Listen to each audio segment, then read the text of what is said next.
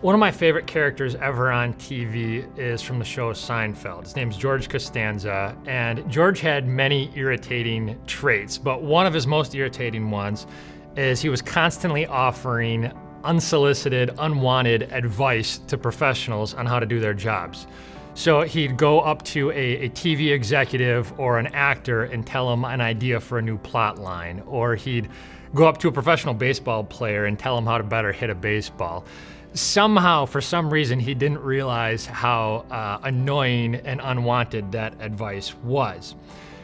None of us likes to receive unwanted advice like that, but I wonder sometimes if our prayer lives don't look a little bit like that to God. And it isn't that God doesn't want us to offer requests to Him. In fact, He encourages that and commands it. But it's important for us, for our own mental health, to make sure we understand who's in charge and why.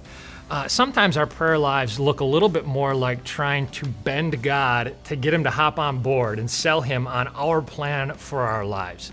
That's not what prayer is supposed to be. Prayer is designed to be shaping our hearts to hop on board with God's plan for our lives. This is why the Apostle Paul writes in Philippians 4:6, "Do not be anxious about anything, but in every situation, by prayer and petition, with thanksgiving, present your requests to God." Now you might say, I've tried that. I've tried prayer, and I'm just as anxious as I've ever been. I'm just as stressed out as I've ever been. Well, maybe, but here's the thing. Are you doing it the right way? Are you praying with thanksgiving? See, anxiety, where it comes from in our lives, is anxiety is the idea that we think we know exactly the way our lives are supposed to go. And whenever we perceive our lives to not be going that way, the distance between our ideal for our lives and the reality of our lives, that distance is directly proportional to our anxiety levels. But when you pray with thanksgiving, it changes things. When you pray with thanksgiving, what you're really doing is you're acknowledging, I'm not fit to run my own life.